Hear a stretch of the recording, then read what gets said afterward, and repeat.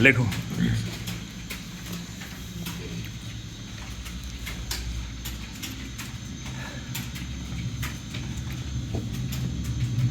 यदि मैं जान जाऊं कि कल इस संसार का अंत हो जाएगा, तब भी मैं अपना सेब का पेड़ अवश्य लगाऊंगा।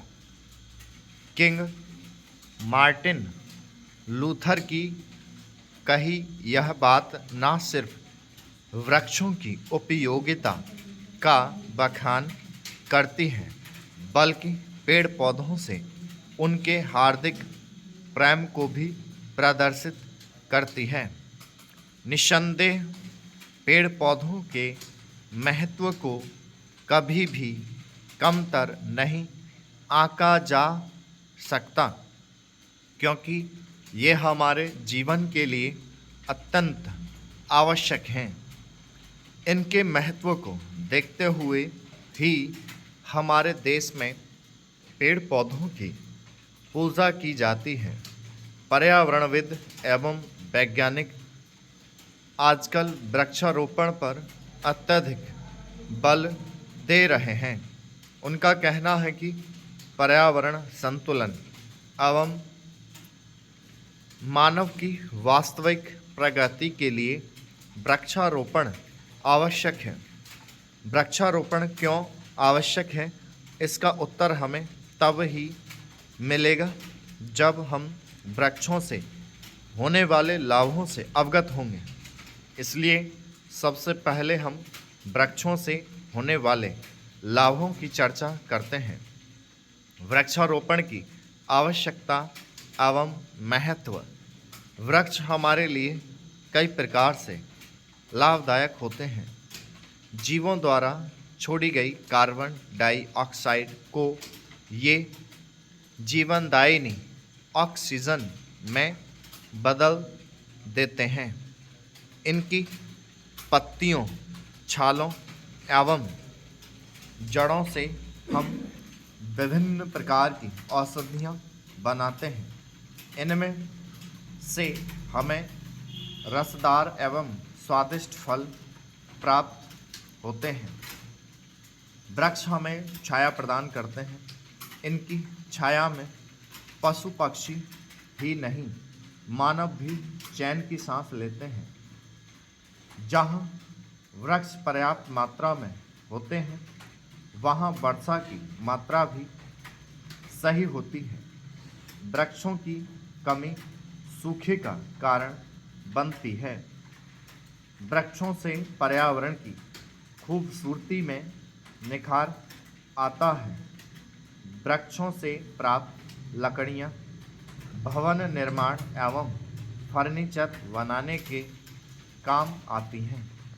इस प्रकार मनुष्य जन्म लेने के बाद से मृत्यु तक वृक्षों एवं उनसे प्राप्त होने वाली विभिन्न प्रकार की वस्तुओं पर निर्भर रहता है। कवि रविंद्रनाथ टैगोर ने पेड़ पौधों की महत्ता को समझते हुए कहा है, पृथ्वी द्वारा स्वर्ग से बोलने का अथक प्रयास है ये पेड़। वृक्षों से होने वाले इन्हीं लाभों के कारण मनुष्य ने इनकी तेजी से कटाई की है। औद्योगिक प्रगति एवं वनोन्मूलन दोनों के कारण पर्यावरण अत्यंत प्रदूषित हो गया है।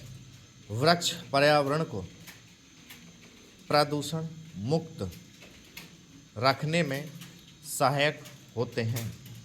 मनुष्य अपने लाभ के लिए कारखानों की संख्या में तो वृद्धि करता रहा, किंतु उस वृद्धि के अनुपात में उसने पेड़ों को लगाने की ओर ध्यान ही नहीं दिया। इसके विपरीत उसने जमकर उनकी कटाई की। इसके कुपरिणाम स्वरूप पृथ्वी का पर्यावरण असंतुलित हो गया है। वृक्षारोपण पर्यावरण को संतुलित कर मानव के अस्तित्व की क्षमा करने के लिए आवश्यक है।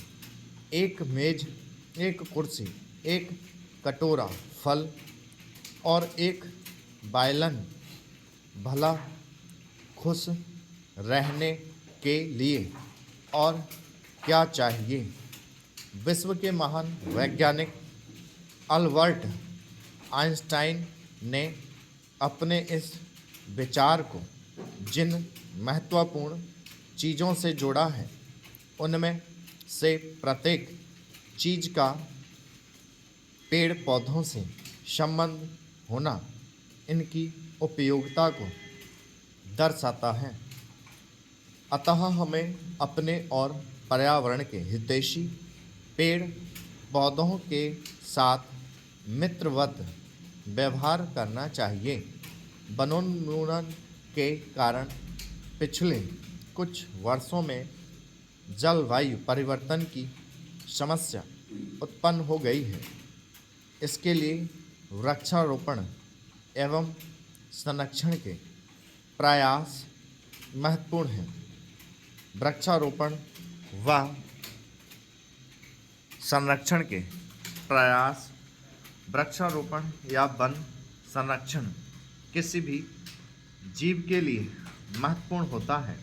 अतः इसके रोपण व संरक्षण को लेकर राष्ट्रीय व अंतर्राष्ट्रीय तथा राज्य स्तर पर प्रयास किए गए हैं।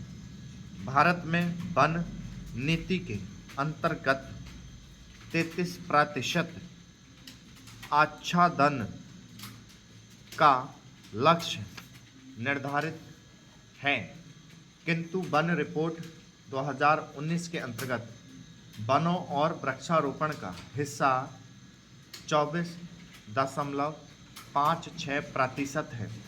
अभी तो लक्ष्य से कम है। अतः वनों की स्थिति को बेहतर बनाने के लिए सरकार ने कई नीतियाँ व योजना तथा कार्यक्रमों को लागू किया है। इसमें राष्ट्रीय वन नीति 1988,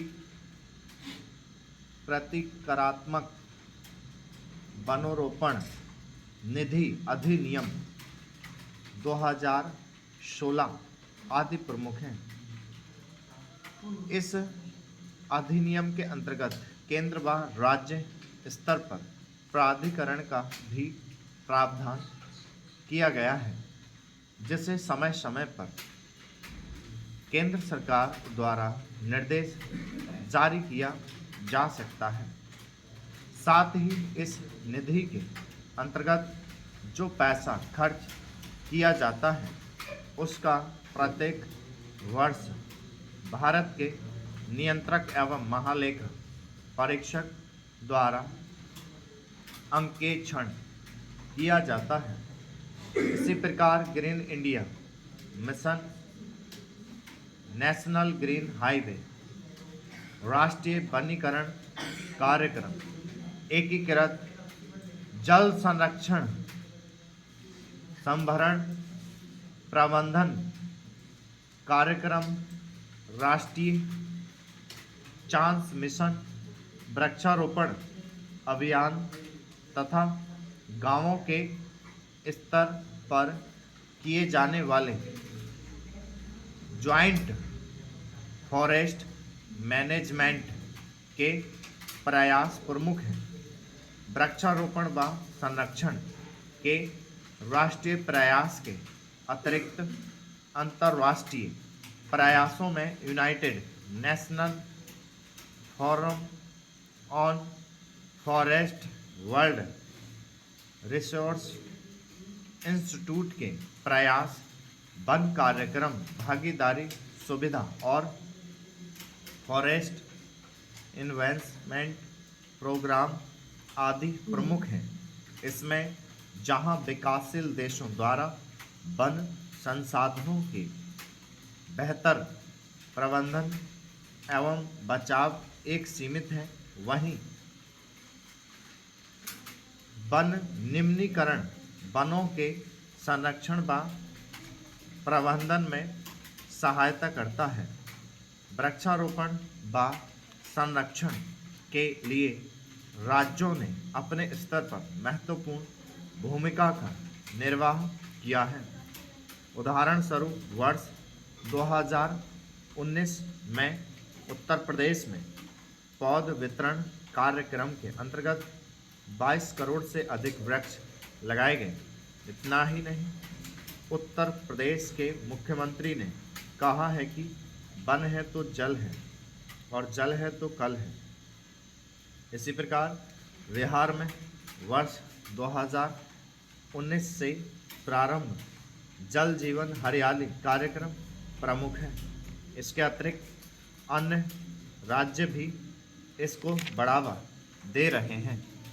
स्टॉप।